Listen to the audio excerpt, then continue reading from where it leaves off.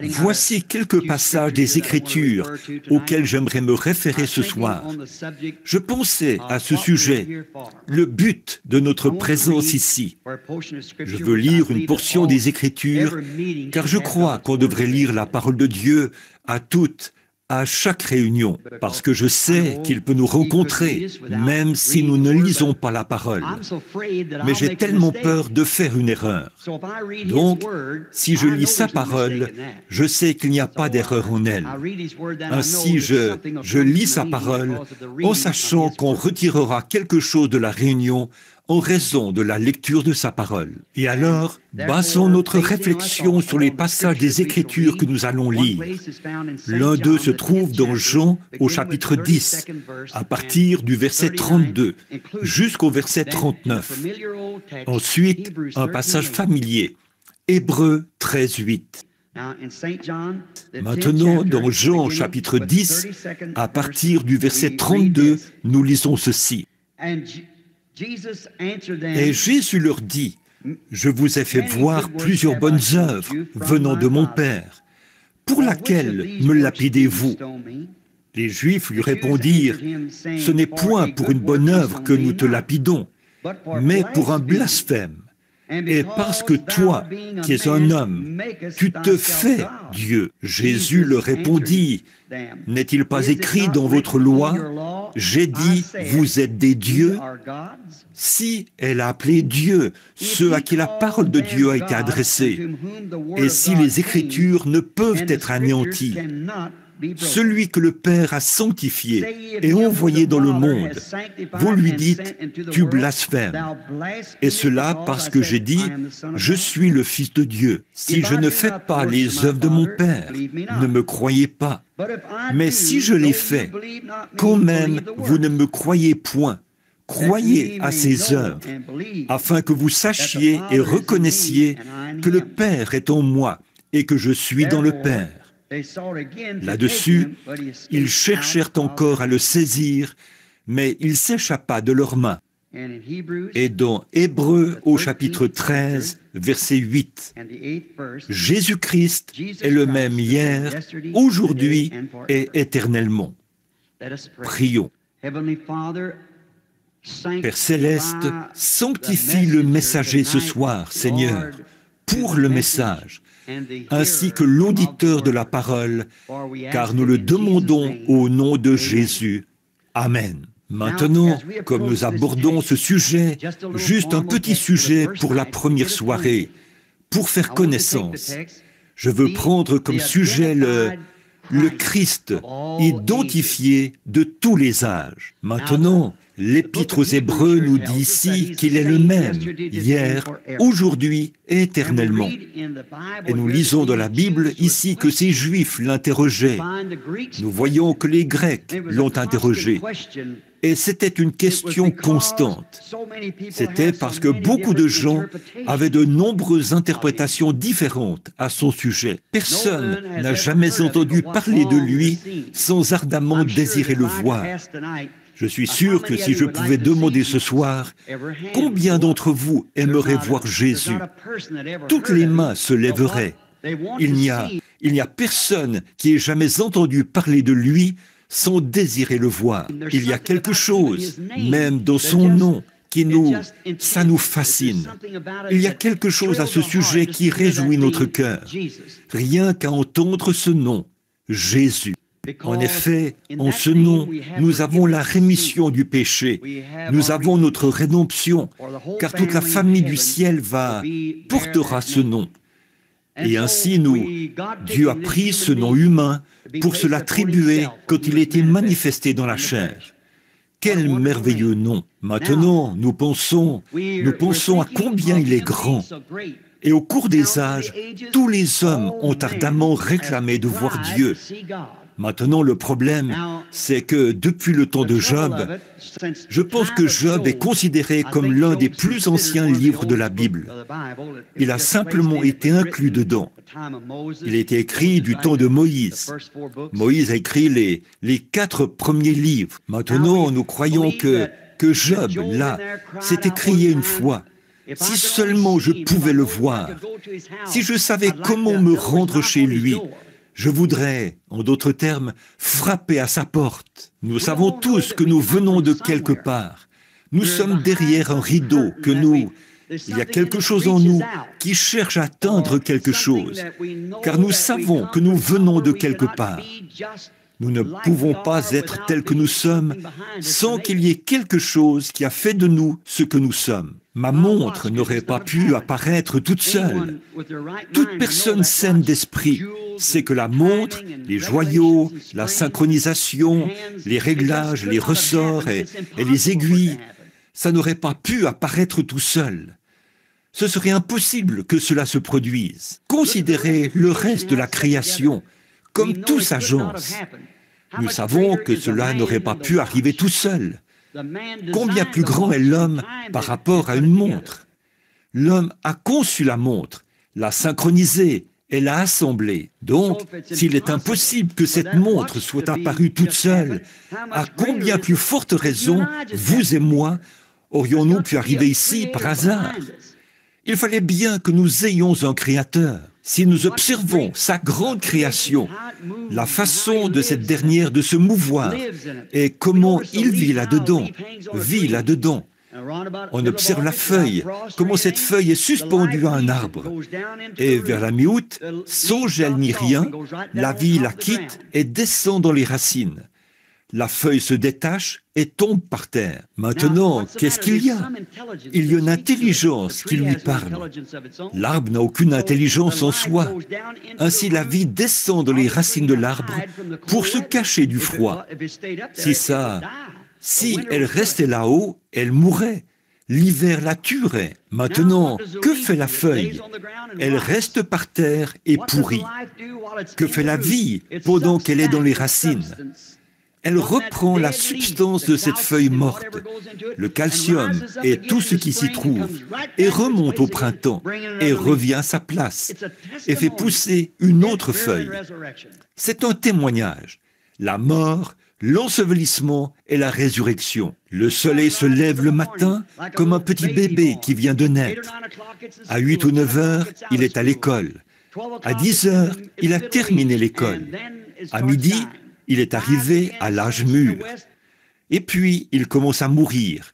Il meurt de nouveau et disparaît derrière l'horizon, à l'ouest. Est-ce terminé? Il se lève le lendemain matin pour témoigner la vie, la mort, l'ensevelissement, la résurrection.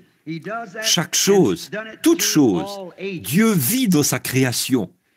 Il fait cela et l'a fait au cours de tous les âges. Maintenant, il n'y a qu'un seul moyen pour nous de découvrir si Dieu existe encore. Nous pouvons le voir dans sa création. Mais comment Dieu a-t-il fait pour se manifester aux gens qui... Quelqu'un dira, eh bien, où est Dieu?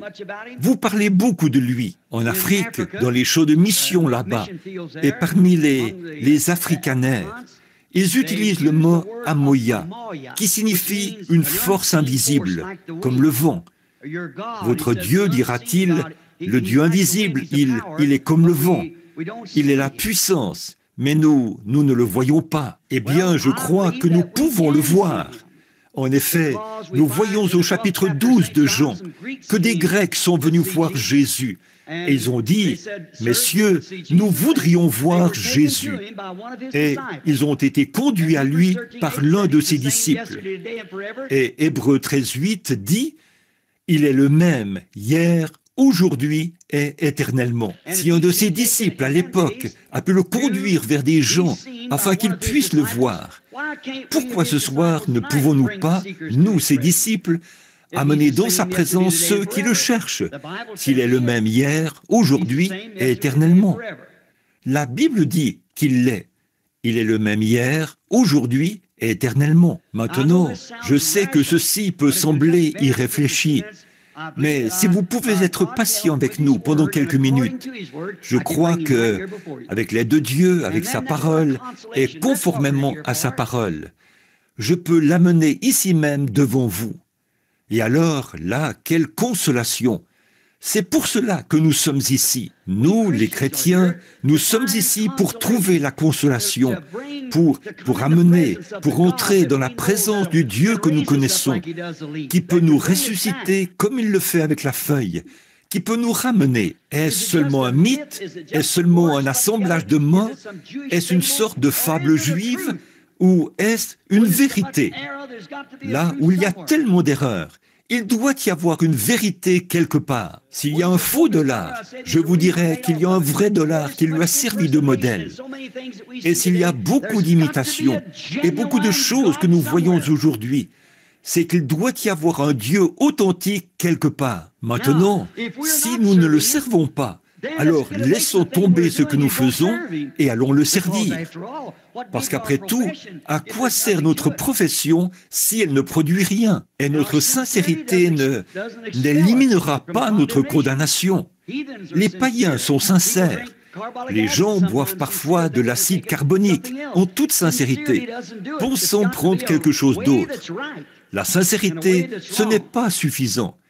Il doit y avoir une voix qui est bonne et une voix qui est mauvaise. Je crois que la Bible est vraie. Je crois que la parole de Dieu est vraie.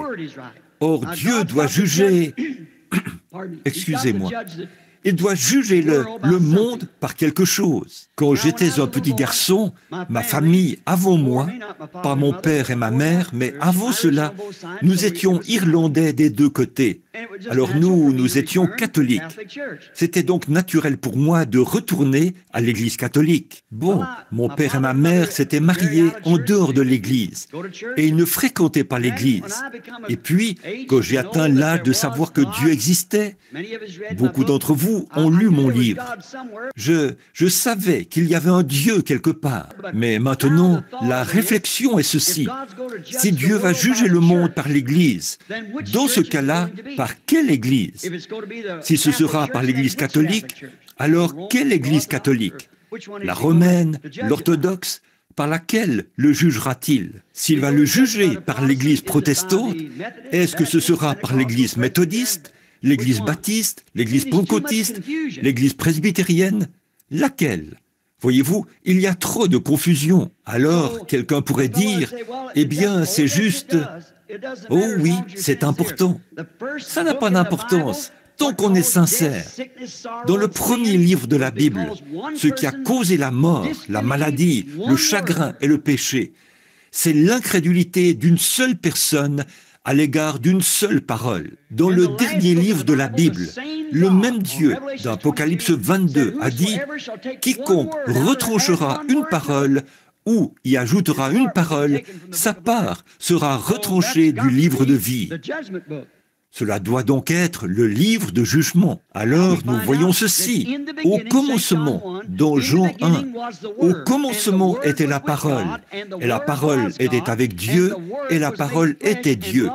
Et la parole a été faite chair, et elle a habité parmi nous. Nous l'avons vu, le Fils unique venu du Père.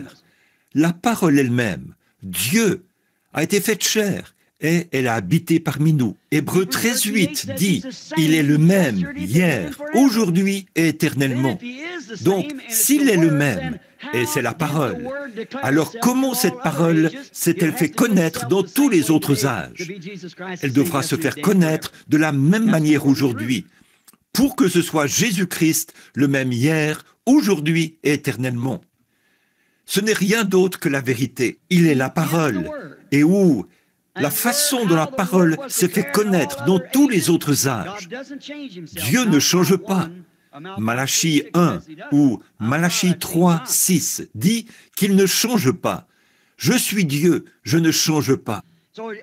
Donc, il est aujourd'hui exactement comme il était au commencement.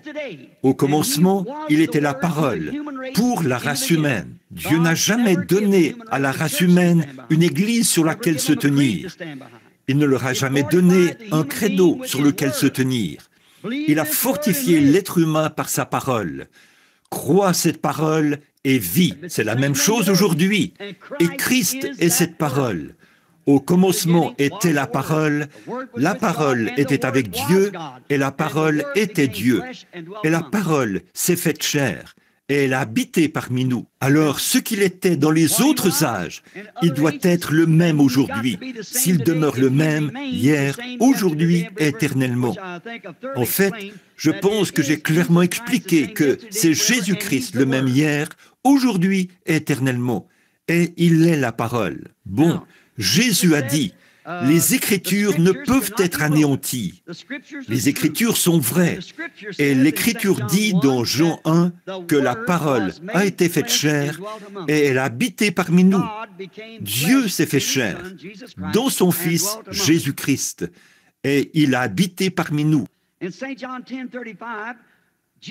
Dans Jean 10, 35, Jésus a appelé ceux à qui il est venu, ce qui était la parole au commencement, des prophètes. Jésus a dit ici, votre propre loi vous enseigne que ceux à qui la parole de Dieu a été adressée, et la parole de Dieu a été adressée aux prophètes. Maintenant, Hébreux au chapitre 1 dit que il est dit, Dieu, autrefois, à plusieurs reprises, c'est-à-dire à des époques anciennes, de plusieurs manières, a parlé à nos pères par les prophètes, dans ce dernier jour, par son Fils Jésus-Christ. Voyez? Maintenant, remarquez, là, Dieu, Jésus a dit, ceux à qui la parole a été adressée ont été appelés des dieux. C'étaient des prophètes. Or, l'homme lui-même n'était pas Dieu, pas plus que le corps de Jésus-Christ n'était Dieu. Il était un homme, et Dieu était voilé en lui. Dieu s'est toujours voilé aux yeux du public et s'est révélé aux gens qui croiront. Dieu, dimanche dernier, au tabernacle, j'ai prêché sur le Dieu dévoilé. Dieu s'est toujours voilé derrière quelque chose, afin que les gens du monde extérieur ne sachent rien de lui. Mais il se révèle à ses enfants et à ceux qui sont prêts à entrer derrière ce voile. Dans l'Ancien Testament, il y avait des pots de blaireau qui cachaient Dieu. Il était dans la gloire de la Shekinah. C'était derrière des pots de blaireau. Avant de venir derrière les pots de blaireau, la parole était en Moïse, le prophète. Il était monté sur la montagne. Il avait rencontré la colonne de feu et elle lui avait parlé. Il est descendu et a accompli les signes du prophète. Il a fait sortir les enfants d'Israël d'Égypte et les a amenés à cette montagne. Ensuite, Dieu est descendu et a identifié Moïse en le faisant pénétrer dans cette colonne de feu et en le voilant. Personne d'autre ne pouvait y aller. Personne ne pouvait essayer d'imiter cela. Il ne pouvait pas le faire, sinon il mourrait. Il fallait un seul homme. Il est entré derrière, là, dans la colonne de feu, dans la gloire de Dieu, dans la gloire de la Shekinah. Et quand il en est sorti avec cette parole pour cet âge-là, il resplendissait tellement de la gloire de Dieu qu'il a dû voiler son visage. Les gens ne pouvaient pas fixer les regards sur lui. Et ça, c'était le voile naturel. De quoi s'agit-il? Quand un homme franchit ce voile et entre dans la gloire de la Shekinah maintenant, le monde le traite de fanatique. Ils ne peuvent pas voir ce qui ne va pas. Mais là, derrière, il n'y a rien pour attirer les regards. Peut-être qu'il ne prononce pas correctement ses mots. Peut-être qu'il ne s'habille pas convenablement. Peut-être qu'il ne porte pas de vêtements ecclésiastiques. Elle ne s'habille peut-être pas comme on pense qu'elle le devrait. C'est peut-être le cas, mais voyez-vous, à l'intérieur, derrière cette peau de blaireau, derrière cette peau humaine, là, il y a la gloire de la Shekinah. Là, il y a la puissance. Là, il y a la parole. Là, il y a les pains de proposition. Et la gloire de la Shekinah, qui est la lumière, produit la lumière qui fait mûrir le grain. Vous, les gens du Kansas, vous savez cela, par vos récoltes de blé. Sans ce soleil, ça n'éclairera pas. Et tant que vous n'entrez pas derrière cette peau de blaireau, tant que vous ne vous débarrassez pas de votre vieille peau, de vos vieilles pensées, de vos vieux credos, et tant que vous n'entrez pas dans la présence de Dieu, ensuite, la parole devient une réalité vivante pour vous. C'est alors que vous prenez conscience de la gloire de la Shekinah. C'est alors que la Bible devient un nouveau livre. C'est alors que Jésus-Christ est le même hier, aujourd'hui et éternellement. Vous vivez dans sa présence. Vous mangez les pains de proposition qui ont été seulement pourvus ce jour-là pour les croyants, seulement pour les sacrificateurs. Et nous sommes des sacrificateurs, un sacerdoce royal, une nation sainte, un peuple particulier qui offre des sacrifices spirituels à Dieu. Mais vous devez entrer derrière le voile pour voir Dieu dévoilé. Et quand Dieu est dévoilé, c'est sa parole manifestée. Or, aujourd'hui, nous voyons beaucoup de gens dire, « Eh bien, nous, en tant que tel et tel, nous la croyons de cette manière-ci. » L'autre groupe dit, « Nous, en tant que tel et tel, nous la croyons de cette manière-ci. » Vous voyez, il y a tant d'interprétations. Dieu n'a besoin d'aucun interprète. Il interprète sa propre parole. La Bible dit, elle ne peut être un objet d'interprétation particulière. C'est Dieu lui-même qui révèle. Il le fait. Au commencement, il a dit, que la lumière soit. Et la lumière fut. Cela n'a besoin d'aucune interprétation. Dieu a dit, une vierge concevra. Elle a conçu. Cela n'a besoin d'aucune interprétation. Dieu a dit, dans les derniers jours, il répandrait son esprit sur toute chair. Et il l'a fait. Cela n'a besoin d'aucune interprétation. C'est toujours la parole. La parole est Dieu. Dieu, dans chaque âge, a signé une partie de sa parole. Et là, regardez ce qu'il a fait. Il a envoyé un prophète. Et la parole du Seigneur vient au prophète. Le prophète la révèle à l'auditoire. Et l'auditoire la croit. Et alors, c'est Dieu en action. Dieu qui agit par son esprit.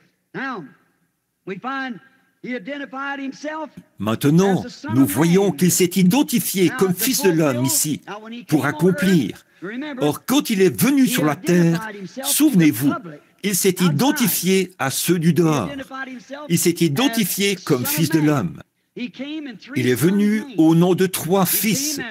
Il est venu comme Fils de l'homme, Fils de Dieu, Fils de David. Or, Fils de l'homme, c'est un prophète.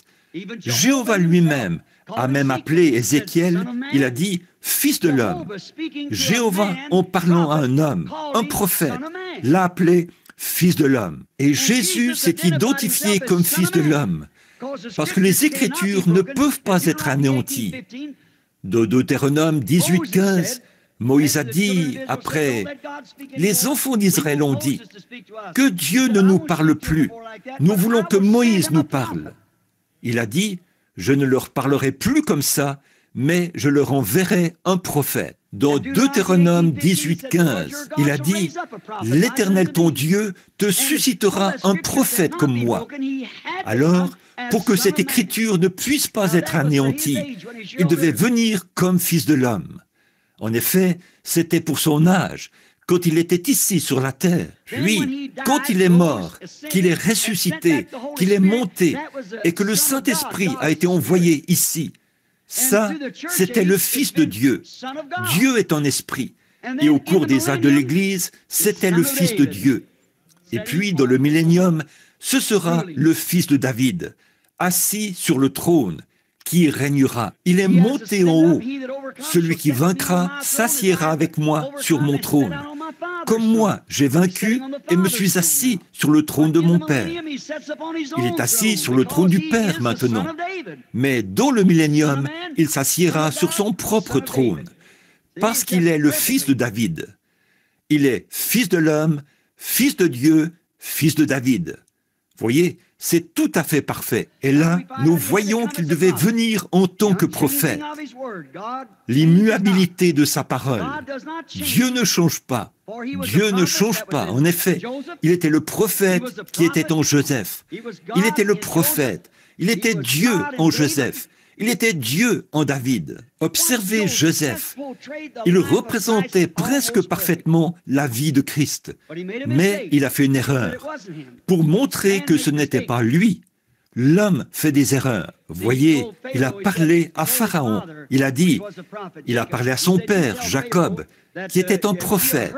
Il a dit, dis à Pharaon que nous élevons des troupeaux, parce qu'un berger est une abomination pour un Égyptien. Mais le père, l'esprit, ne l'a pas laissé dire cela. Il a dit, tes serviteurs, les bergers. Vous voyez donc que Joseph a fait une erreur là. David, ce grand homme, a fait une erreur. Un homme selon le cœur de Dieu. Pourtant, il a pris Bathsheba, pensant qu'il pourrait cacher cela au Dieu même qu'il avait servi toute sa vie. Mais Dieu l'a exposé par Nathan, le prophète. Voyez, mais considérez David, quand il est parti, exilé de son propre peuple, un roi rejeté.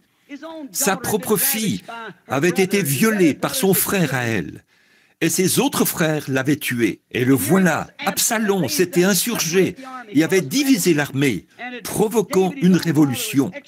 Et David, son propre père, avait été excommunié, chassé, rejeté par son peuple. Comme il sortait de la ville, un petit homme infirme qui se traînait là, se moquait de lui et crachait sur lui. Ce garde a dégainé son épée. Il a dit, « Je ne couperai pas la tête de ce chien qui crache sur mon roi ?» David a dit, « Laisse-le tranquille. » Dieu lui a dit de faire cela. Sans doute, David ne savait pas ce qu'il faisait. Il a gravi le même mont des Oliviers. Il a regardé en bas en pleurant, un roi rejeté.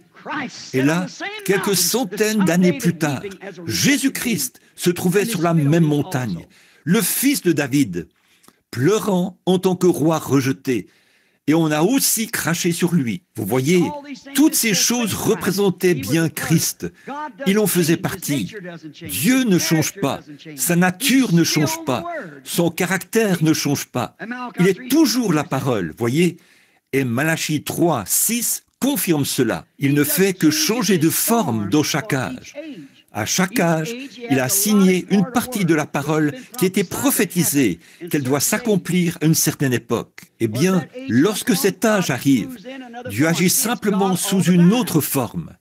Voyez, c'est toujours Dieu, la parole faite chair, et elle a habité parmi nous. Là, dans Hébreux 4, nous voyons, Hébreux 4, 12, Jésus était parfaitement identifié par ses œuvres et par ce qu'il avait fait.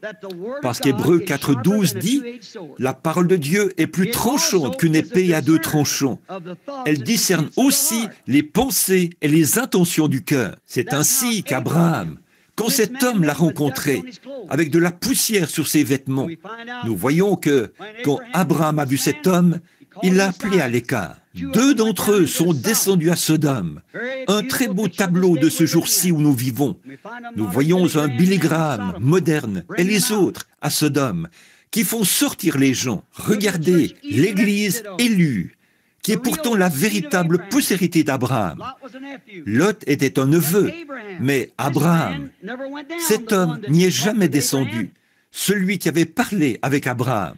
Et pendant qu'il parlait avec Abraham, il a dit, « Abraham », maintenant rappelez-vous, son nom était Abraham, quelques jours auparavant, et sa femme était Sarai, pas Sarah. Et il a dit, « Abraham, où est ta femme, Sarah ?»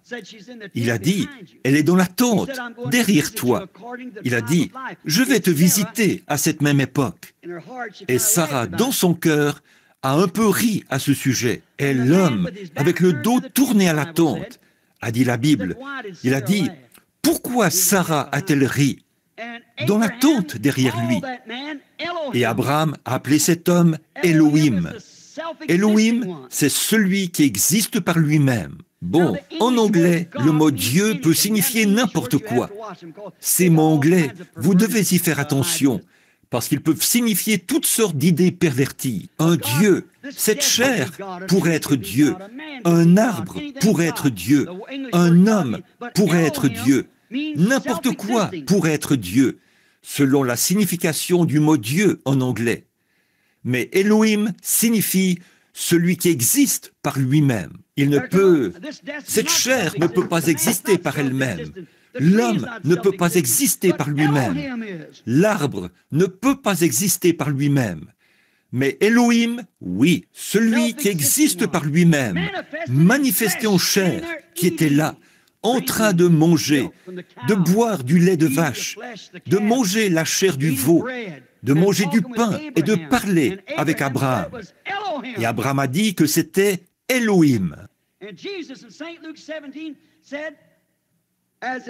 Et Jésus, dans Luc 17, a dit, « Ce qui arriva du temps de Sodome arrivera de même au retour, quand le Fils de l'homme sera manifesté. »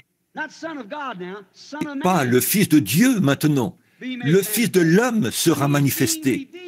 Quand il sera révélé, qu'il se fera connaître à son Église, le Fils de l'homme sera révélé juste avant le Fils promis. Abraham avait vu Dieu sous bien des formes différentes, dans une lumière et dans des visions.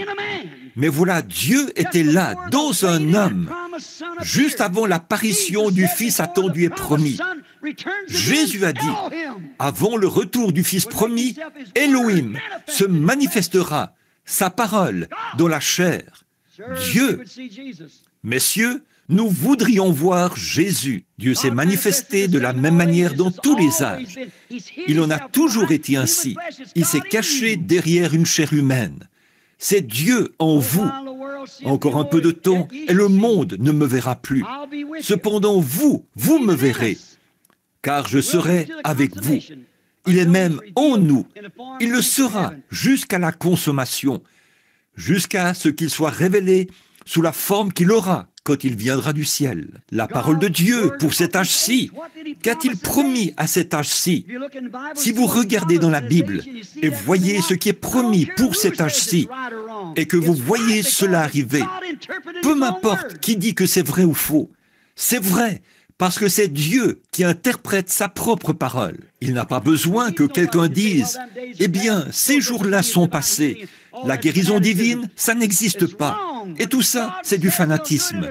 C'est faux. Quand Dieu dit qu'il le fera dans un âge donné, il le fera. Mais ce qu'il y a, c'est que nous suivons une vieille tendance qui remonte à il y a très longtemps. Nous adhérons à une grande école de pensée d'il y a très longtemps. Et nous manquons la chose. C'est la raison pour laquelle ils n'ont pas reconnu Jésus quand il est venu. Ils essayaient encore de vivre sous la loi, alors que la Bible avait clairement dit, je vais lire cela ici, il a dit, sondez les Écritures, en elles, vous pensez avoir la vie éternelle, et ce sont elles qui rendent témoignage de moi. Si les Écritures ne rendent pas témoignage de moi, alors c'est faux. Certainement qu'ils auraient pu voir que la Vierge concevrait. Certainement qu'il était la réponse parfaite aux Écritures. En effet, nous, les chrétiens, nous croyons cela. Mais à quoi cela aurait-il servi à Moïse de venir avec le jour de Noé, le message de Noé? À quoi cela aurait-il servi à Jean-Baptiste de venir avec le message de Moïse? Voyez, nous n'avons pas le message de Sankey, nous n'avons pas le message de Moody. Nous avons le message de cette heure-ci. Nous n'avons pas le message de Luther, ni le message de Wesley. Ils étaient bien, mais ceci est un autre jour. C'est une autre promesse.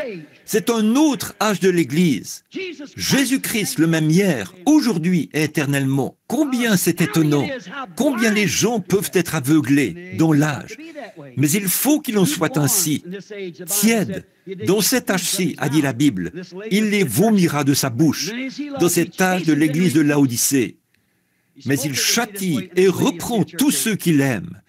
Il a dit qu'il en serait ainsi dans cet âge de l'Église de Laodicée. Souvenez-vous, Dieu change de forme. En morphé, le mot grec signifie qu'il met un masque différent, comme dans Carmen ou quelque chose du genre, ou les pièces de théâtre de Shakespeare. Il est comme un acteur, il change de forme. Tout ce qu'étaient ses prophètes, c'était Dieu dans ses prophètes. Jésus l'a dit, vous appelez Dieu ceux à qui la parole de Dieu est venue. Et me voici, le Fils de Dieu. Comment pouvez-vous me condamner? Oh là là, c'est la même chose aujourd'hui. C'est Dieu manifesté dans la chair, le message de l'heure, la lumière du jour. Nous ne pouvons pas avoir ces autres messages du passé. Ils sont révolus. Nous vivons dans le reflet d'une lumière. C'est le plus grand déshonneur, le plus grand vol que les nations aient jamais connu. Cela a été commis en Angleterre il n'y a pas longtemps, à l'aide de fausses lumières. 7 millions de dollars, le vol d'un train. On n'avait jamais vu une telle chose auparavant dans l'histoire. C'était un grand déshonneur, un événement marquant pour l'âge des bandits dans le monde, et le plus grand événement marquant pour les bandits de l'âge, de ce monde dans lequel nous vivons.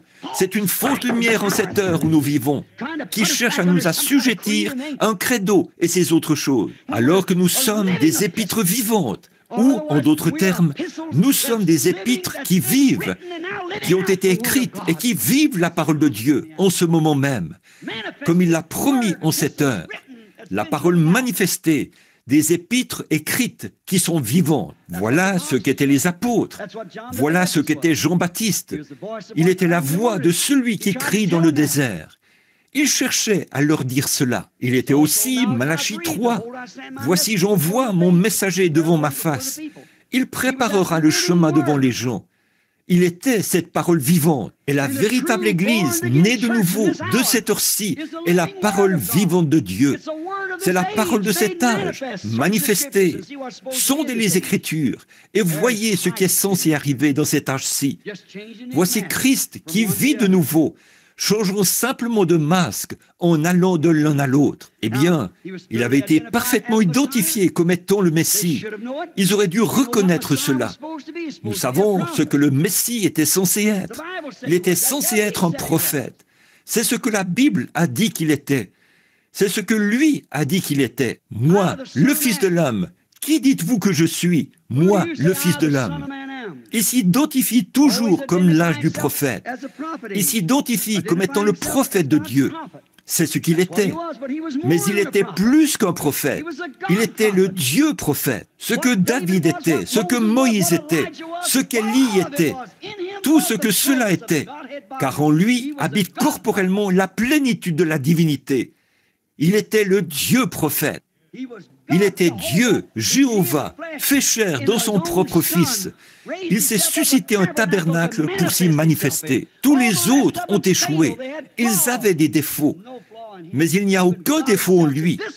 Même Dieu lui-même a dit, « Celui-ci est mon Fils bien-aimé, en qui je me plais à demeurer. » C'est vrai, aucun défaut en lui. Écoutez-le. Il était Dieu manifesté. Ils ont dit, « Tu te fais Dieu ou égal à Dieu. » Il l'était. Il était son propre Fils. Amen. Il était la manifestation de Dieu.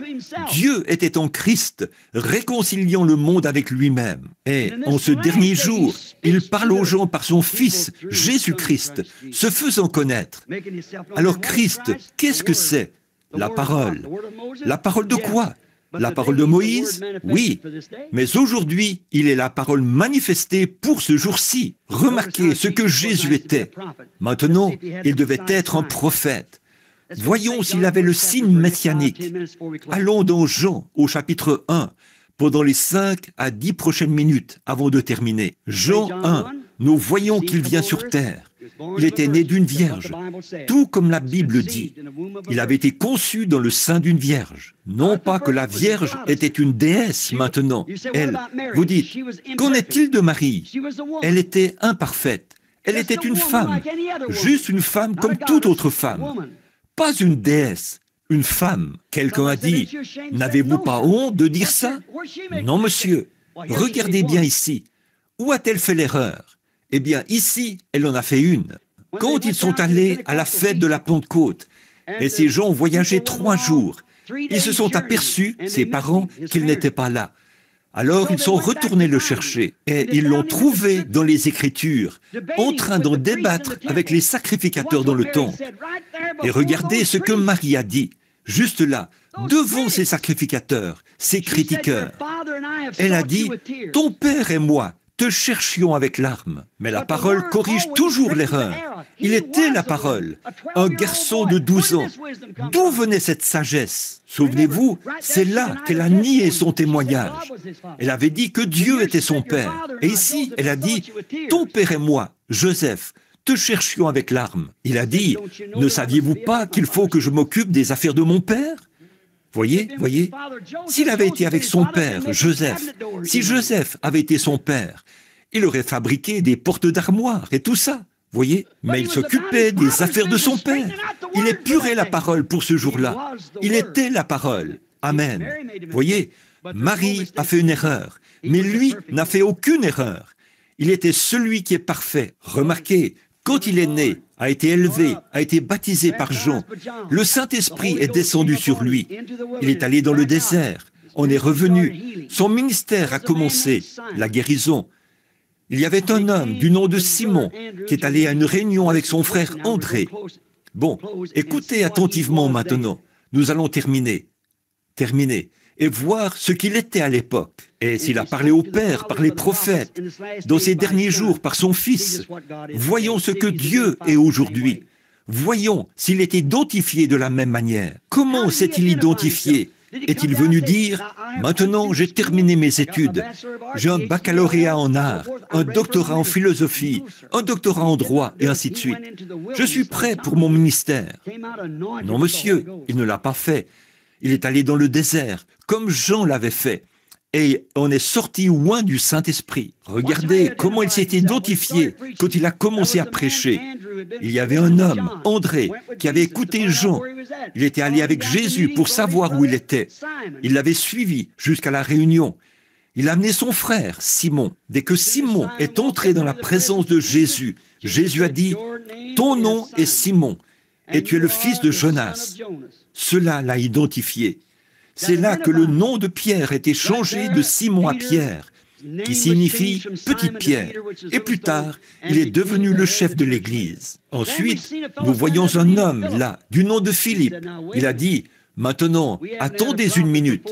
Nous n'avons pas eu de prophète depuis 400 ans. Le prochain prophète, nous savons ce qu'il devra être. » Alors, il a contourné les montagnes, environ 25 kilomètres, si jamais vous y allez et voulez situer l'endroit. Et là, il a trouvé un ami avec qui il avait eu des leçons de la Bible. C'était un homme très loyal, un homme bien cultivé. Son nom était Nathanaël. Il s'est sans doute approché de la porte et s'est aperçu que ce dernier n'était pas chez lui. C'est peut-être sa femme qui a dit « Il est dans son oliveraie, là-bas, en train de prier. » Alors Philippe, tellement excité par ce qu'il avait vu être accompli, l'identification parfaite de Deutéronome 18:15, un prophète avait été suscité. Alors il est allé rencontrer Nathanaël et a dit « Nathanaël, viens voir qui nous avons trouvé. » Il n'avait pas le temps de discuter du temps qu'il fait et tout ça. Le message était urgent, son cœur brûlait. Mais nous sommes trop occupés aujourd'hui.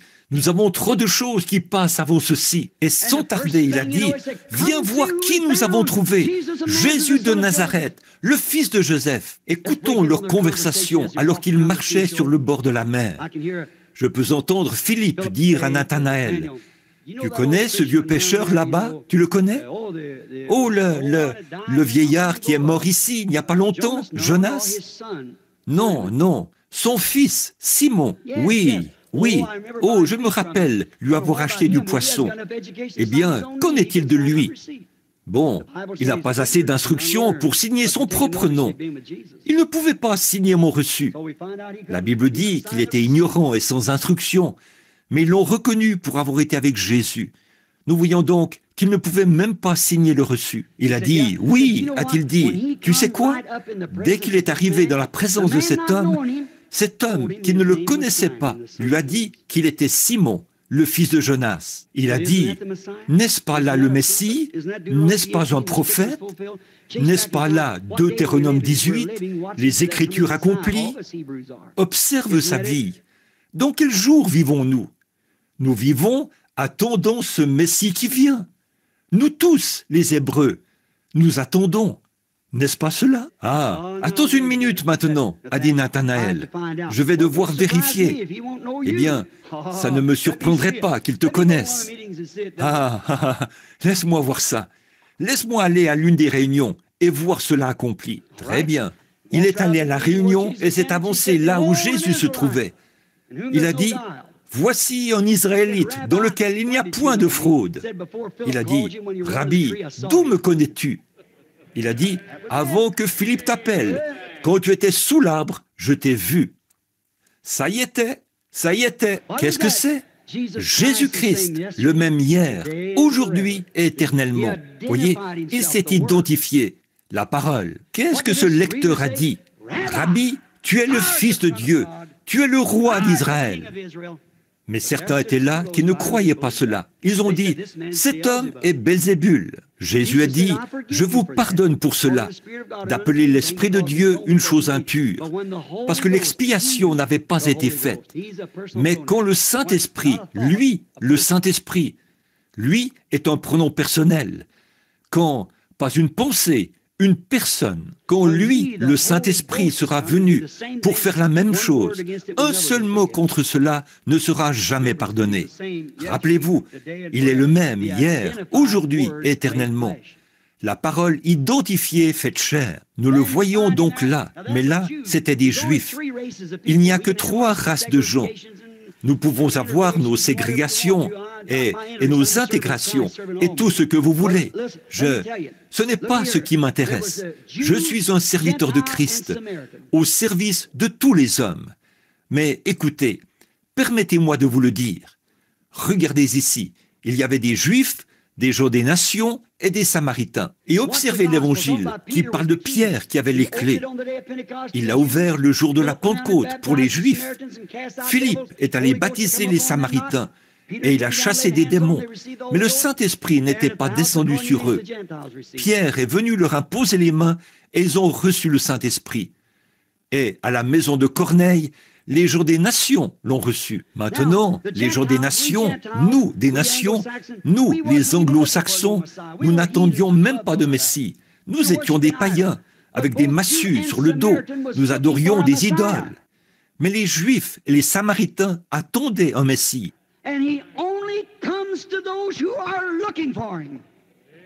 Et il ne vient qu'à ceux qui l'attendent. Gardez cela à l'esprit pendant cette réunion. Il ne viendra qu'à ceux qui l'attendent. Finalement, il fallait qu'il allait à Jéricho un jour, et il fallait passer par la Samarie, située de l'autre côté des montagnes. Il s'est rendu à l'endroit. Maintenant, nous l'avons vu s'identifier comme étant le Messie, montrant son signe messianique. Et ils ont blasphémé contre cela. Donc, il devait passer par la Samarie. Eux aussi attendaient un Messie. Il est donc allé à une ville nommée Sichar, vers midi. Ce puits est toujours là. On s'assoit à côté du puits, juste à l'extérieur de la porte de la ville, là où se trouve la pompe publique. Ils viennent tous y puiser leur eau. Ce n'est pas une pompe. Ils le font descendre à l'aide d'un treuil et puisent l'eau. Et ils ont ces grosses cruches. Ils font encore cela aujourd'hui. Et vous parlez de tenir quelque chose en équilibre. Certaines d'entre vous, les femmes, qui marchez avec des livres sur la tête. Vous devriez voir comment ces femmes peuvent placer une cruche de 20 litres sur leur tête, puis une sur chaque hanche, puis elles continuent simplement de marcher, de parler, tout en gardant un équilibre parfait. Vers 11 heures, ils étaient en route et sont arrivés vers midi. Et il a envoyé les disciples dans la ville pour acheter de la nourriture.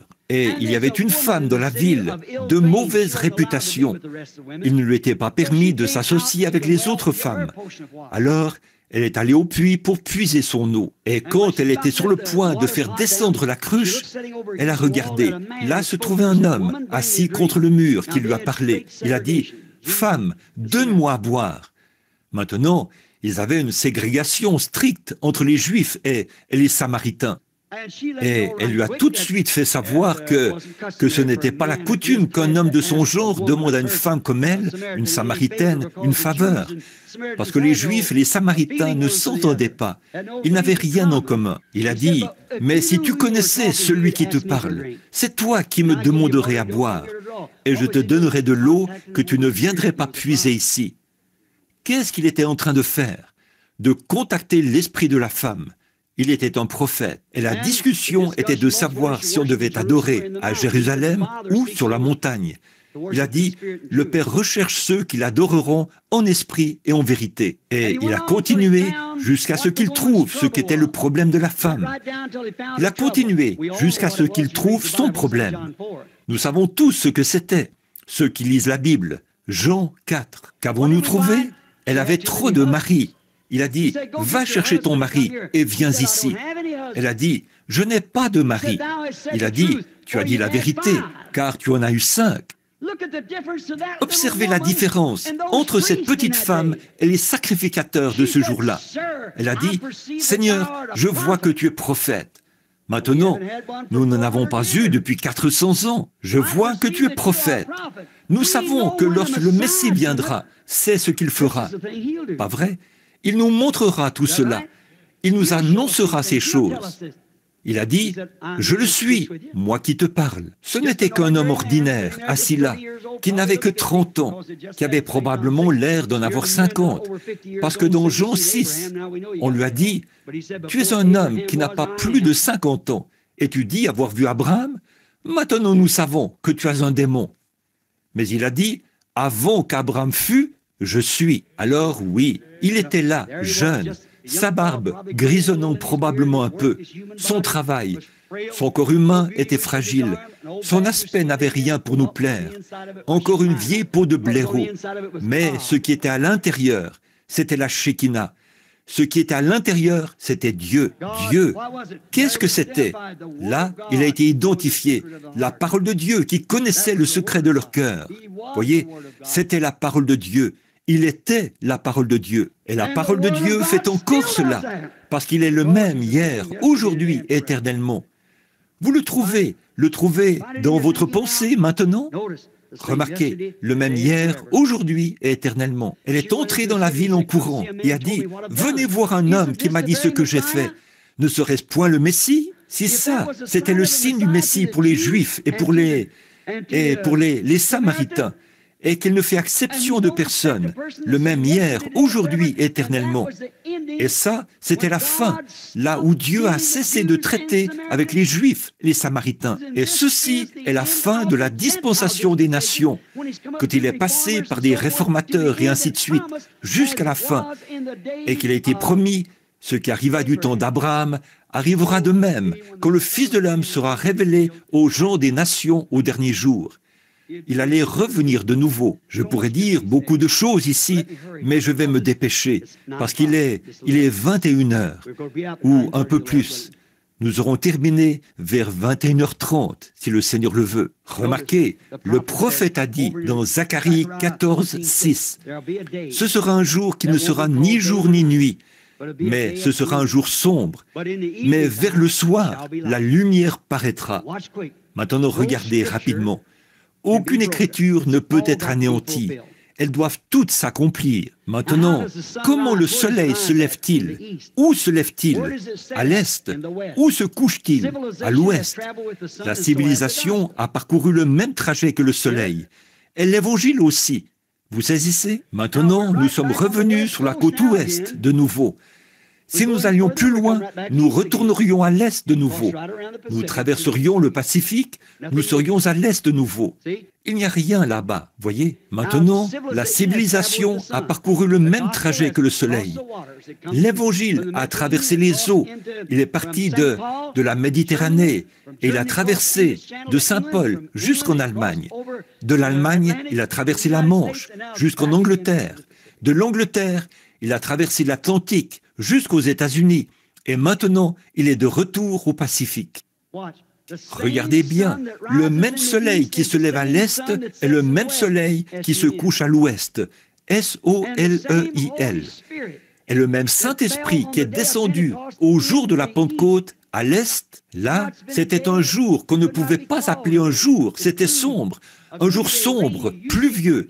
Vous le voyez ici dans le Kansas, pluvieux, sombre. Nous avons eu assez de lumière pour adhérer à l'Église et faire ces choses, assez de lumière pour nous déplacer. Mais il a dit, au temps du soir, la lumière paraîtra, le Fils reviendra, et le Saint-Esprit revient dans ces derniers jours, avec la plénitude de la puissance de Dieu, la parole qui se manifeste.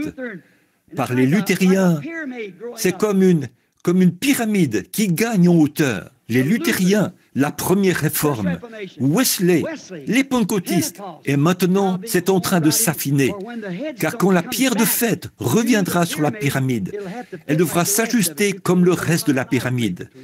Vous ne pouvez même pas passer une lame de rasoir entre les pierres, tellement c'est parfait. Et il en sera ainsi du ministère dans les derniers jours.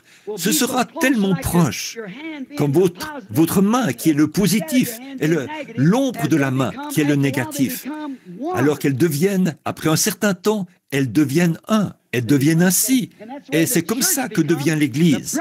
L'épouse devient Christ. Ils deviennent un, comme tout homme avec sa femme. Voyez, elle arrive là, au dernier jour. Et nous essayons de vivre à la lueur d'un autre jour. Il est le même hier, aujourd'hui, éternellement. Hébreux 13:8 l'identifie parfaitement. Jésus-Christ est le même hier, aujourd'hui et éternellement. Si nous avions vécu dans l'âge de Luther, nous regardons là, dans cet âge-là. Nous voyons exactement, dans cet âge de Sardes, que Luther était ce messager. Exactement, le cheval qui est sorti, et tout ce qui se rapportait à cet âge-là. Nous voyons l'âge de Wesley, l'âge de Philadelphie. Nous voyons cet âge de grand réveil qui s'est répandu, l'amour fraternel. Nous voyons Wesley exactement à l'endroit où la Bible a dit qu'il serait. Nous voyons cela aujourd'hui. Il est là où il a dit qu'il serait. C'est l'heure, l'époque où nous vivons. Écoutez, ces Grecs ont manqué de le voir. Pourquoi? Messieurs, nous voudrions voir Jésus. Ils ont manqué de le voir parce qu'il était revêtu de son temple humain, Dieu dans un homme. C'était la chair humaine qui les avait aveuglés. Et ils ne pouvaient pas comprendre. Toi, qui es un homme, tu te fais Dieu ou égal à Dieu. Il a dit, eh bien, si d'après la loi, et aucune écriture ne peut être anéantie, vous les appelez Dieu. Il l'était. Ceux à qui la parole de Dieu est venue. Alors il est la plénitude de cette parole, la parole qui était pour ce jour-là, le Fils de Dieu, le Rédempteur. Alors que Dieu lui-même est descendu sur la terre et a habité dans un homme pour prendre la mort sur lui-même, afin de tout racheter, cet arbre du jardin d'Éden, pas la femme, l'homme, le second Adam, qui est mort et a été enseveli pour ramener ses substances. Amen. Ces feuilles qui étaient tombées jadis pour les ramener dans la résurrection. Comme nous pourrions en dire long à ce sujet, ça nous prendrait des heures. Mais nous y sommes maintenant. Les gens des nations de ce jour-là ont manqué de le voir parce qu'il était dans la chair humaine. Je me demande si nous allons faire la même chose. Je me demande si nous ne ferons pas la triste erreur qu'ils ont faite, manquer de le reconnaître. Car lui, la parole pour cet âge-là, il avait été identifié dans un corps humain, un garçon sans instruction, qui, d'après ce que nous savons, n'a jamais été à l'école. On n'avait aucune preuve qu'il ait même été associé à une organisation de ce jour-là. Pas d'instruction. Pas de réputation du tout, sinon un homme fou, un buveur de vin, un ami des pécheurs, un homme qui bouleverse le monde, un enfant illégitime. Sa mère avait été fécondée par un soldat et il s'est donné le nom de fils de Dieu, ou se dit prophète, ce Galiléen, soi-disant prophète. Mais la parole a été manifestée. À tous ceux qui l'ont reçu, il a donné le pouvoir de devenir fils de Dieu. Et c'est pareil aujourd'hui, quand on voit ce grand mouvement du Saint-Esprit se manifester. À tous ceux qui l'ont reçu, il a donné le pouvoir de devenir fils et filles de Dieu. Jésus-Christ identifié de la même manière, par sa parole, dans chaque génération. Courbons la tête. Mes amis chrétiens, je veux vous demander, arrêtons-nous et réfléchissons un instant. Est-ce que ceci est la vérité ou est-ce une erreur? Qu'en est-il? Si c'est la vérité, nous devons tout y donner. Où allons-nous?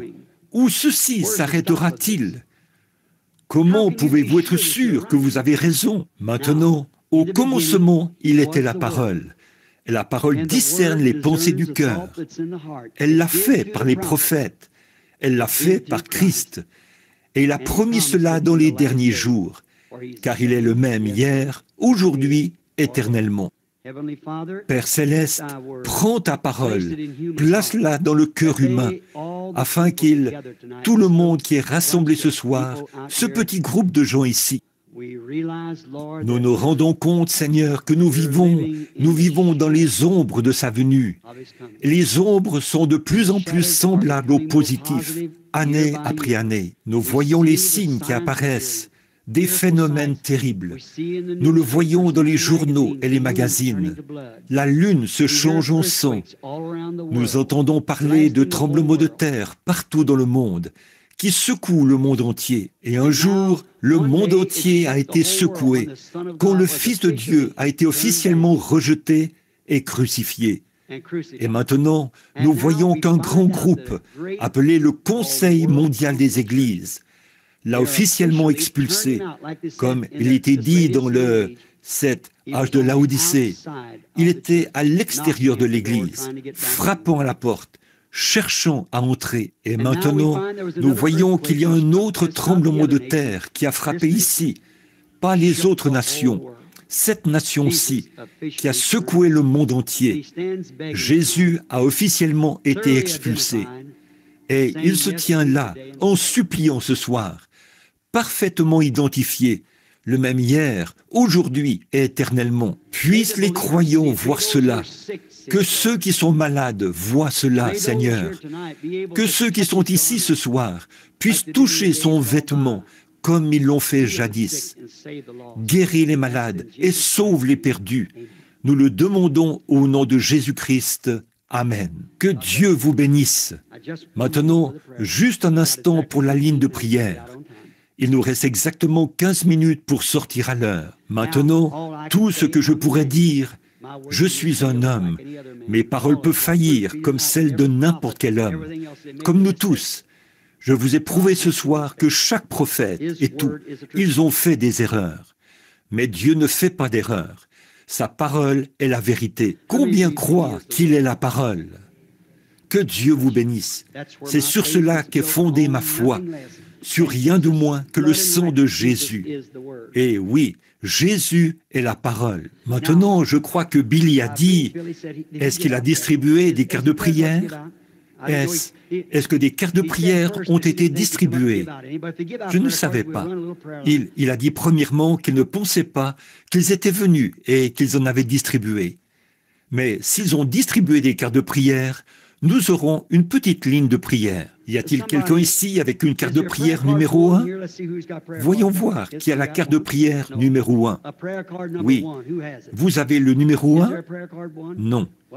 La carte de prière numéro 1, qui l'a? Y a-t-il une carte de prière numéro 1? Eh bien, peut-être qu'il ne les a pas distribuées à partir du numéro 1. Combien de... Oh, elle est là?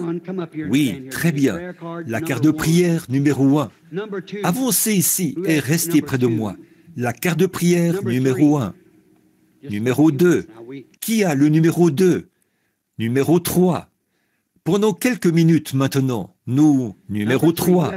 Qui a la carte de prière numéro 3? Regardez, il y a une personne ici sur une civière. Que quelqu'un regarde leur carte, si elles en ont une. Numéro 3. Numéro 4. 4. Qui a la carte de prière numéro 4? C'est une petite carte. Mon fils ou quelqu'un du groupe vient, il prend ces cartes et devant vous, il les mélange toutes. Puis, il vous les distribue. Et puis, Donc, cela montre, nous avons eu des gens une fois qui ont essayé de vendre les cartes de prière. Et c'est la raison pour laquelle elles sont identifiées de cette façon, pour que vous ne puissiez pas les vendre. Parce qu'il ne peut pas, on ne sait pas qui s'avance ici. Quand j'arrive ici, je ne commence pas par un numéro en particulier. Je commence n'importe où. Vous le remarquerez au courant de cette semaine. Je vais appeler ces cartes de prière en les inversant, par ici ou par là, en ordre croissant et décroissant. Voyez? Nous nous y prenons ainsi quand on distribue les cartes de prière, afin que chaque jour, tout le monde, que les gens puissent avoir chaque jour une chance d'être appelés. 1, 2, 3, 4, 5. Je vais les appeler une à la fois, parce que je ne veux pas que si quelqu'un est sourd, qu'il dise par la suite, « Eh bien, personne ne me l'a dit. » Voyez-vous? Et il manquerait l'appel pour être dans la ligne de prière. Et puisqu'il aurait déjà reçu une carte de prière, on ne lui en donnerait probablement pas une autre. Voyez, la carte de prière numéro 5. Qui l'a? 1, 2, 3, 4, 5. La carte de prière 5. C'est très bien. Si vous êtes sûr que vous avez la 5, avancez-vous là. C'est très bien. Numéro 6. 11. La carte de prière 11. 1, 2, 3, 4, 5, 6, 7, 8, 9. La carte de prière 10 et 11. Regardez bien, ce pourrait être une personne sourde. Regardez la carte de votre voisin. Partout, je suppose qu'elles sont mélangées, partout ici. Très bien. Combien y en a-t-il, Roy? Compte-les pour voir. 11, 12, 13, 14, 15. 1, 2, 3, 4, 15. Très bien.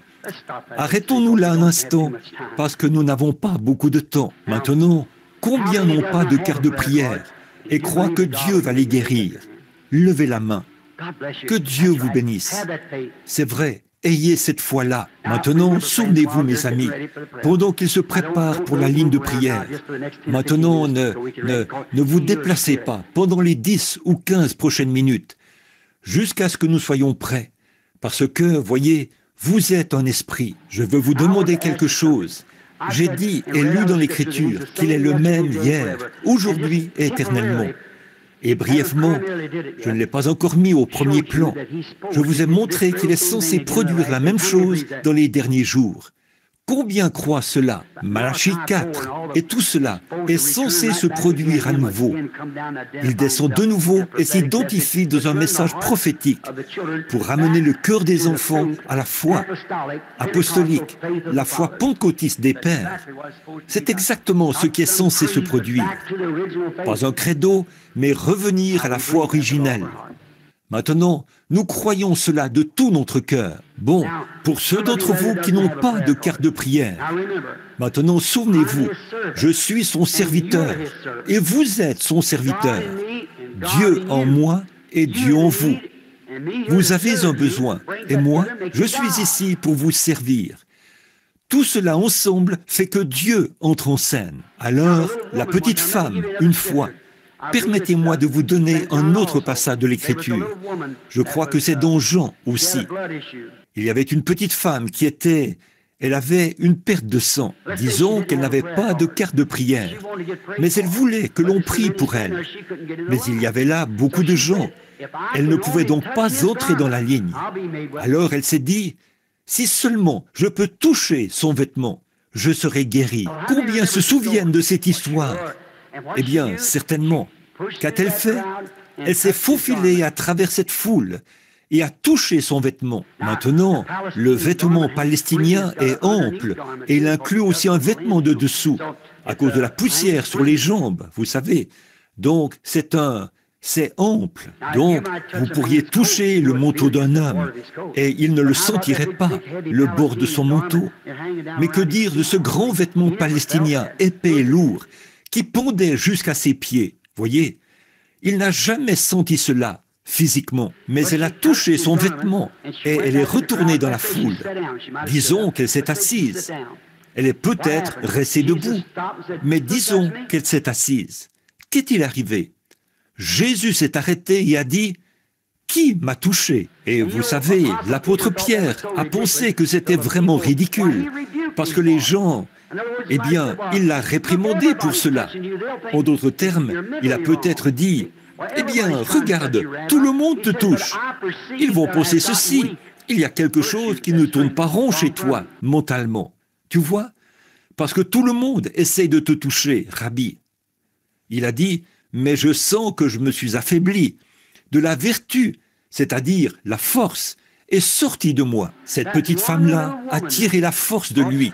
Il a promené son regard sur l'auditoire et il a trouvé où elle était et il lui a dit quel était son problème et ce qui était arrivé. La Bible a dit, il est maintenant un souverain sacrificateur qui peut être touché par le sentiment de nos infirmités. Pas vrai?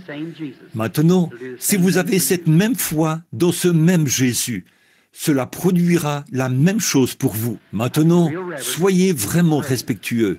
Priez. Ne doutez pas. Croyez de tout votre cœur que Jésus-Christ est le même hier, aujourd'hui et éternellement.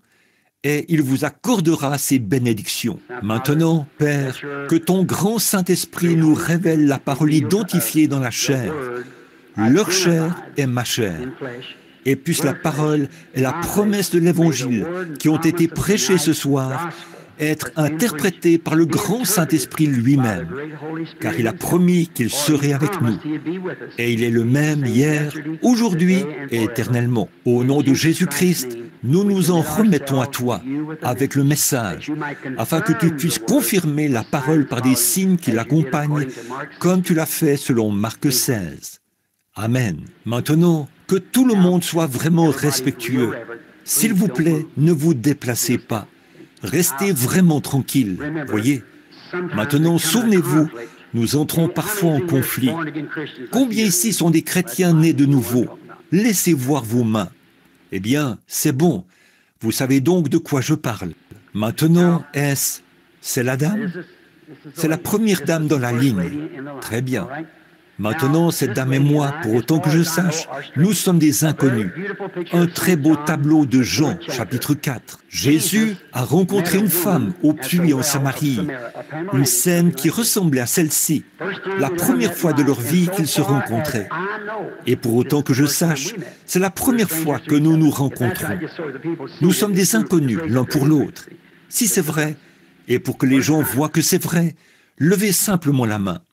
Alors, voyez, c'est pour nous la première fois. Or, s'il est le même, hier, aujourd'hui, éternellement, maintenant, parlez avec la femme comme il l'avait fait avec la femme au puits, afin de trouver quelque chose qu'elle a fait, ou quelque chose qui ne va pas chez elle, ou quelque chose dont je ne sais rien, et je lui révélerai cela. Et je ne l'ai jamais vu, c'est la première fois que je visite cette ville. Je suis juste ici, elle m'est inconnue. Alors, cela ferait-il de Jésus-Christ le même hier, aujourd'hui et éternellement? Cela ferait-il que la parole discerne les pensées qui sont dans le cœur? Voyez? Cela ferait qu'il est le même hier. Voici mes mains et ma Bible. Je n'ai jamais vu cette femme de ma vie. Dieu le sait. Elle n'est qu'une femme qui se tient là. Je n'en sais pas plus sur elle qu'en saurait quelqu'un ici qui lui est parfaitement inconnu. C'est vrai, et elle le sait. Je ne la connais pas, mais lui, il la connaît. Et il est la parole. Et la parole révèle le secret du cœur, dévoile les choses, les fautes, lui dira quelque chose. Si elle a fait quelque chose de mal, qui n'est pas confessé et sous le sang, il le lui dira. Si elle est une soi-disant croyante, il le lui dira. Si elle est une croyante, il le lui dira. Si elle a un problème physique, il le lui dira. Si elle est ici pour autre chose, il le lui dira. Il peut faire tout cela parce qu'il est Dieu. Il connaît toutes choses. Pas moi. Elle ne me connaît pas, et moi non plus. Je ne la connais pas. Maintenant, s'il le révèle de cette manière, vous savez que c'est toujours la parole. Hébreux 4:12. La parole de Dieu révèle les secrets du cœur. Elle connaît la situation. Maintenant, si Dieu nous révèle ceci ce soir, ma sœur, alors que vous et moi, nous tenons ici, alors vous sauriez que ça ne peut pas être moi. Ça ne pourrait être que lui. Maintenant, je veux vous parler pendant un instant, parce que quand je parle de la parole comme ça, eh bien, je prêche, vous voyez, et puis je reviens. Je vous parle simplement comme il l'a fait avec la femme au puits. Il a poursuivi la conversation avec elle jusqu'à ce qu'il ait trouvé son problème. Maintenant, si Dieu me révèle ce qu'est votre problème, eh bien, vous saurez si c'est la vérité ou pas. Et allez-vous tous croire? Y a-t-il quelqu'un qui connaît cette femme? Levez la main s'il y a des gens. Oh oui, beaucoup de gens la connaissent. Oui, très bien. Que le Seigneur Jésus accorde ceci, voyez. Ce serait non seulement la parole prêchée, mais ce serait la parole faite chair, qui parle, qui révèle. Bon, la Bible ne dit pas que vous vous tiendrez ici, ni quel est votre problème, et tout à ce sujet, ni ce pourquoi vous êtes ici, ou ce que vous avez fait. Elle ne dit pas cela, mais la parole descend et identifie l'orateur. Voyez, que c'est la parole de Dieu. Alors, le message est vrai. Alors Dieu identifie le message comme étant la vérité. Le baptême du Saint-Esprit et le plein évangile doivent alors être la vérité. Si c'est correctement identifié, une chose, vous êtes très nerveuse, vraiment nerveuse. Vous êtes troublée par quelque chose, c'est vrai. Vous êtes inquiète. Vous souffrez de cela depuis un certain temps. Et ce que c'est un problème sur un de vos membres. C'est sur un de vos membres de droite. Vous craignez que ce soit le cancer. Cela vous cause des ennuis partout. Ce côté droit ne va pas du tout. Votre estomac vous fait souffrir. Cela vous rend malade. Si c'est vrai, levez la main. Ne craignez point. Croyez seulement et il vous rétablira. Le croyez-vous? Très bien. Allez en remerciant Dieu pour cela. Et soyez en bonne santé. Que le Seigneur vous bénisse. Je veux simplement vous imposer les mains. Croyez-vous qu'il est le même hier, aujourd'hui et éternellement? Maintenant, voici la scène à nouveau. Un homme blanc, une femme de couleur. Jésus, un juif, elle, une samaritaine. Voyez, il leur a fait savoir qu'il n'y avait pas de différence entre les races humaines. Dieu est mort pour chacun de nous. C'est vrai, il est d'un seul sang. Dieu a fait toutes les nations. Le pays dans lequel nous avons été élevés, qui change notre couleur, n'a rien à voir avec ce qui est à l'intérieur de nous. Oui, c'est vrai. Maintenant, vous êtes une chrétienne. Je peux très vite percevoir cet esprit accueillant, que vous êtes une chrétienne. C'est votre esprit. Ce serait, comme il a dit, voici un Israélite dans lequel il n'y a point de fraude. Maintenant, je vois que vous avez été très malade. Un examen révèle que vous avez le cancer. C'est vrai. Et ce cancer, croyez-vous qu'il peut me dire où il se trouve? Selon les résultats, le cancer est dans le côlon. Si c'est vrai, levez la main. Maintenant, vous savez qu'il y a quelque chose ici qui vous connaît. Croyez-vous qu'il va vous rétablir? Si votre foi peut l'amener là, toucher son vêtement, la même chose qu'il avait faite autrefois, se révéler, alors allez, croyez en lui et vous serez guéri de cela et rétabli. Si vous pouvez y croire, vous n'avez qu'à y croire. C'est aussi simple que cela, ma sœur. Vous n'avez qu'à y croire. Ne doutez pas. Je suppose que nous sommes aussi inconnus l'un pour l'autre. Nous ne nous connaissons pas. Dieu nous connaît tous les deux. Croyez-vous que Dieu peut me révéler votre problème? Croyez-vous qu'il pourrait me révéler les problèmes de n'importe qui, là, dans l'auditoire? Croyez-vous cela? Combien dans l'auditoire croient cela? Qu'en pensez-vous? Croyez-vous de tout votre cœur? Alors vos calculs biliaires ne vous dérangeront plus. J'ai senti cela venir, que je lisais dans la pensée des gens. Je voulais que vous voyiez que je ne le faisais pas. Très bien. Croyez-vous que je suis son serviteur? De tout votre cœur? Merci. Vous êtes une chrétienne. Oui, vous êtes non pas une autostoppeuse, une vraie chrétienne. Et vous êtes né de nouveau.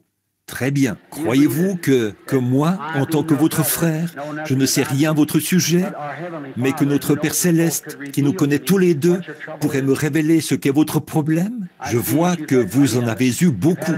Vous avez subi une opération, et l'opération était pour un cancer. On vous a retiré un sein, c'est vrai. Et cela vous cause encore des ennuis. Croyez-vous que désormais vous serez guéri? Passez juste ici. Croyez de tout votre cœur. Et Dieu vous bénisse. Puisse le Seigneur Dieu vous guérir. Ayez la foi. Ne doutez pas. Croyez simplement de tout votre cœur qu'il est le même hier, aujourd'hui et éternellement. Maintenant, croyez-vous, madame? Nous sommes inconnus l'un pour l'autre. Je ne vous connais pas. Vous ne me connaissez pas. Nous sommes de parfaits inconnus l'un pour l'autre. Mais si le Père Céleste me révèle quelque chose qui ne va pas, quelque chose que vous avez fait, quelque chose que vous n'auriez pas dû faire, ou que vous auriez dû faire, mais ne l'avez pas fait, quoi que ce soit, quoi que ça puisse être, vous croirez qu'il est le même hier, aujourd'hui et éternellement.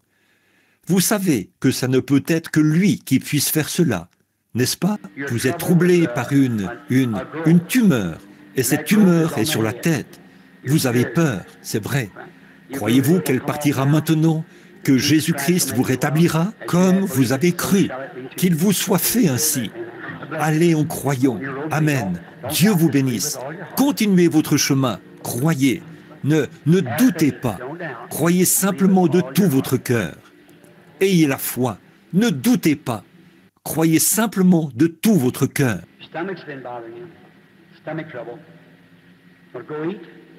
Votre estomac vous fait souffrir. Un problème d'estomac. Vous voulez aller manger? Croyez. C'est ça.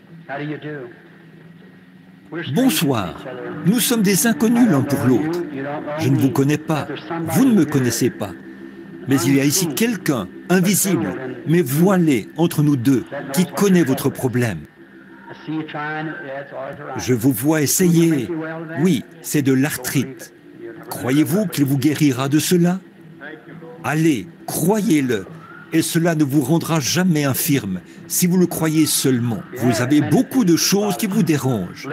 Un problème féminin que vous avez depuis longtemps. Puis, autre chose, la chose principale dont vous voulez être guéri, c'est l'arthrite, vous aussi. Croyez-vous qu'il vous rétablira? Allez, croyez-le. C'est tout ce qu'il en est. Ayez simplement la foi et ne doutez pas.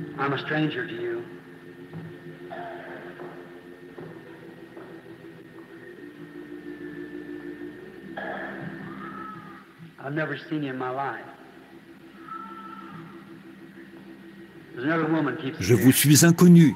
Je ne vous ai jamais vu de ma vie. Il y a une autre femme qui ne cesse d'apparaître.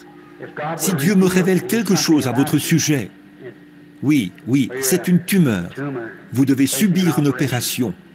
Cette petite femme-là, dans ce fauteuil, doit subir la même chose. C'est une tumeur. Croyez-vous de tout votre cœur? Oui, Dieu vous rétablira toutes les deux si vous le croyez. Posez votre main sur elle. C'est ça. Au nom du Seigneur Jésus. Au nom du Seigneur Jésus. Puissiez-vous être guéris, sœur. Voyez, je ne peux pas expliquer ça, mes amis. Ne me demandez pas de le faire.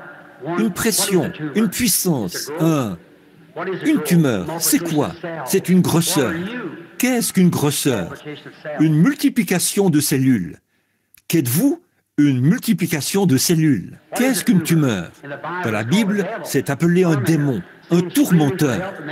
Il crie pour recevoir de l'aide, et l'autre a répondu.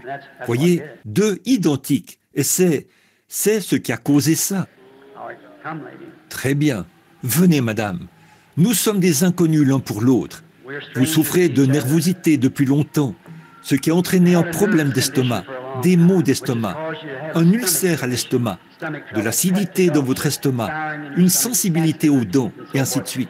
Croyez-vous que Jésus-Christ vous rétablira maintenant? Très bien.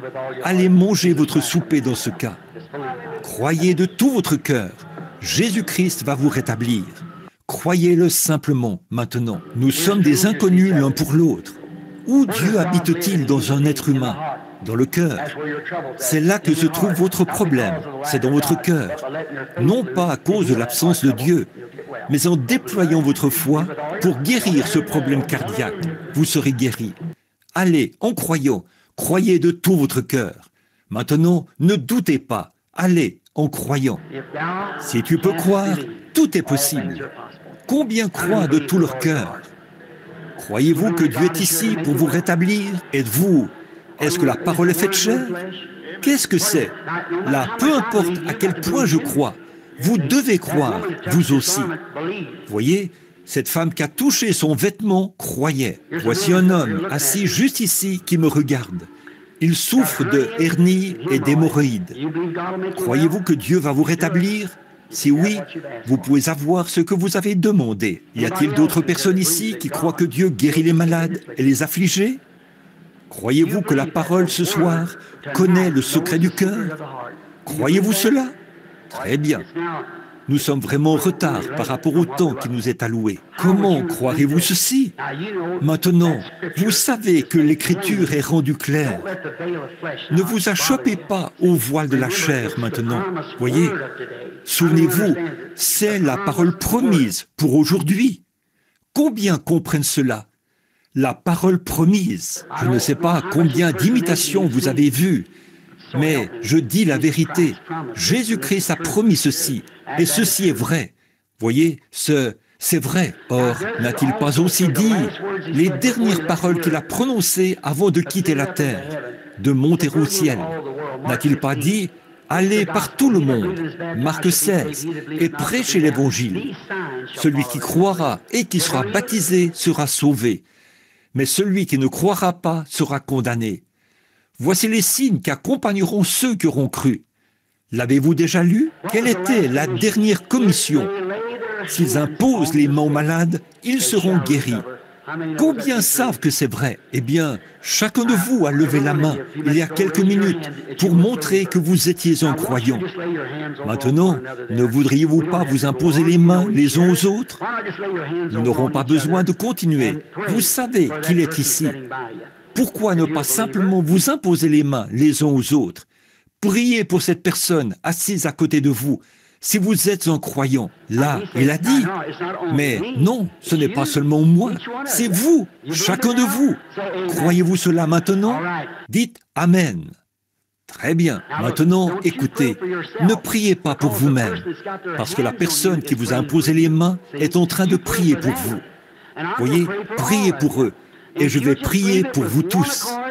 Et si vous le croyez simplement, d'un commun accord, ce sera l'un des plus grands moments que vous ayez jamais vu. La présence de Jésus-Christ devrait illuminer l'Église, afin qu'elle sache que dans ces derniers jours, où les credos et les dénominations et les ismes et tout ont complètement étouffé la parole, et Jésus, la parole, à l'extérieur de l'Église, et vous le voyez revenir parmi les gens et s'identifier comme il l'a promis, dans les derniers jours où le Fils de l'homme sera révélé. Il a été révélé dans le baptême, il a été révélé dans la guérison divine. Le voilà dans son dernier attribut. Souvenez-vous, c'est la dernière chose qu'Abraham a vue avant que le feu tombe et juge le monde des nations, et avant que le Fils promis entre en scène, Isaac. Ceci est la dernière chose que l'Église chrétienne verra en signe de miracle jusqu'à l'apparition de Jésus-Christ. Si Dieu m'a fait trouver grâce à vos yeux, croyez-moi au nom du Seigneur. Il ne reste rien d'autre dans la Bible à venir, sinon recevoir la marque de la bête, et vous avez le sceau de Dieu. Priez pour cette personne qui est là, assise à côté de vous. Imposez-leur les mains. Je cherchais des infirmes. Je n'en vois aucun, à part ce brancard, je crois, pour qui on a déjà... Oh, bon, imposez-vous les mains les uns aux autres et priez.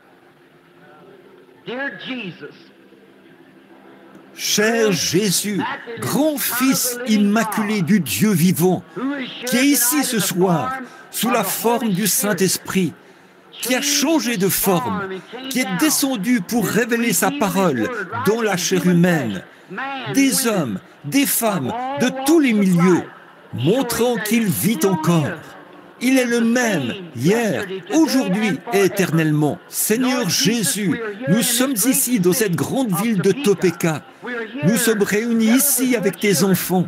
Et nous te prions, toi qui as été si bien identifié parmi nous, de confirmer maintenant ta parole. La dernière commission qui dit « Ils imposeront les mains aux malades et les malades seront guéris ». Et des gens, ceux qui confessent et sont nés de nouveau de l'Esprit, s'imposent maintenant les mains les uns aux autres pour s'identifier les uns aux autres avec ta commission et ta parole. Maintenant, Satan, tu ne peux plus avoir de l'emprise sur ces malades. Ils sont des sujets de la parole de Dieu. Sors d'eux, maladie qui est dans leur corps. Ne les tourmente plus.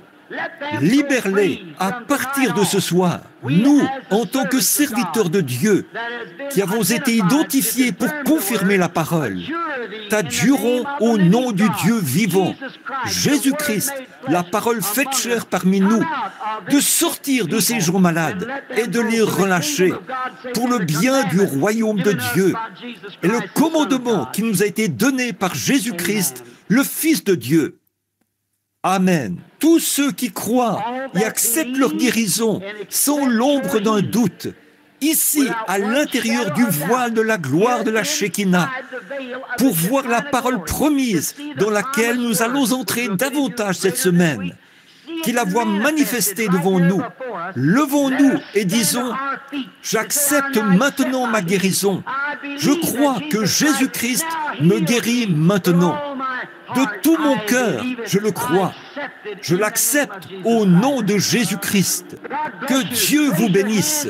Levez vos mains maintenant et chacun de vous, à votre façon, remerciez-le pour votre guérison. Amen.